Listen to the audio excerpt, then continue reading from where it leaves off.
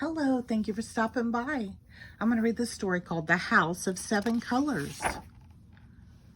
The Count and his friends were on their way back to Sesame Street after a day in the country. Suddenly, the Count pulled the Countmobile over to the side of the road. "Hey, what are we stopping here for?" grumbled Oscar. "Let's keep going, Count," said Bert. "It's getting dark." The Count peeked over the windshield of the car. "I'm afraid we can't go any further," he said.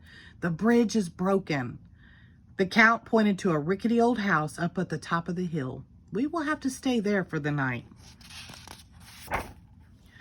So Ernie and Bert and Cookie Monster and Betty Lou and Grover and the Count and Oscar walked up the steep winding path that led to the strange old house. "Gee, this place looks spooky," said Betty Lou. "Yeah," agreed Cookie Monster, "and scary too." "Hey, you knock at the door, Bert," said Ernie. "Oh, no, Ernie," said Bert. "No way." "Have no fear, everybody," said Grover. "I, Grover, will knock at this very large and scary door." He took a deep breath and knocked loudly.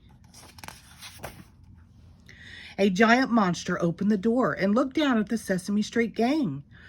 "Is that bridge broken again?" he growled.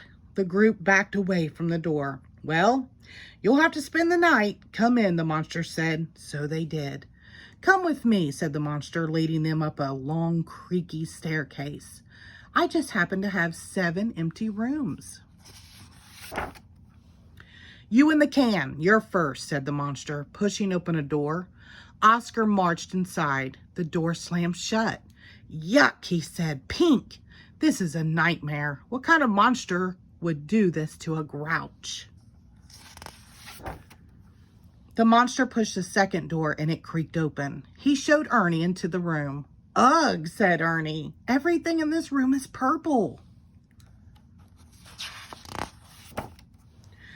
"I hope you will find your stay here interesting," said the monster as he guided Cookie Monster into the next room. "Cowabunga!" shouted Cookie. "Everything in this room is a delicious shade of green. Yummy." The Count took the room next to Cookie Monster. "1 red fire truck, 1, 2 red apples, 1, 2, 3 red wagons," he cried. "With so much to count, I won't get 1 wink of sleep." "I think this room will suit you just fine," said the monster to Grover. "Oh my goodness," said Grover. "This room makes me feel blue. I do not know why." The next room was Bert's. "Well," said Bert, "this room certainly is orange. I wish he had given me a beige room." The monster gave the last room to Betty Lou. "Yellow, yellow everywhere," she said. "It's so bright in here I'll never fall asleep."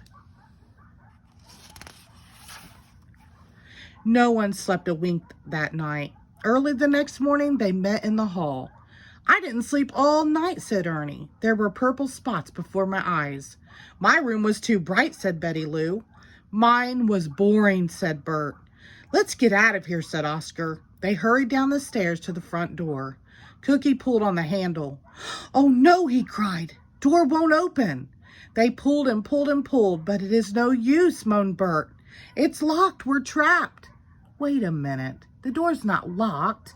Look," Betty Lou pointed to a sign on the door. "The sign says push. We were pulling. That's why it wouldn't open." Betty Lou gave the door a little push and it swung open. Before you could say "Open Sesame," the gang ran out the door, down the path, and piled into the Countmobile. "I will be glad to get back to Sesame Street," said Grover. "Yeah," said Oscar. "Who'd ever want to visit a weird place like that?" The end. Thank you.